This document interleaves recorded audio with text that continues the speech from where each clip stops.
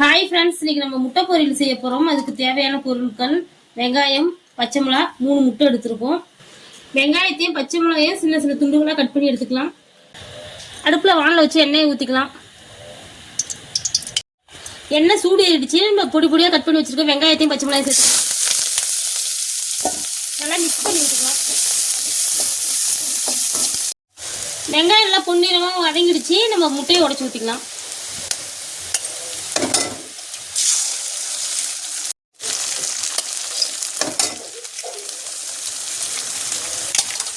மஞ்சத்தூள் சேர்த்துக்கலாம். பெப்பர் சேர்த்துக்கலாம். உப்பு சேர்த்துக்கலாம்.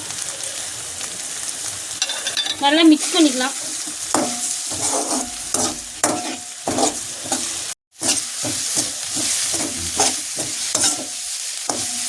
நல்லா முட்டையை நல்லா மிக்ஸ் பண்ணிக்கலாம்.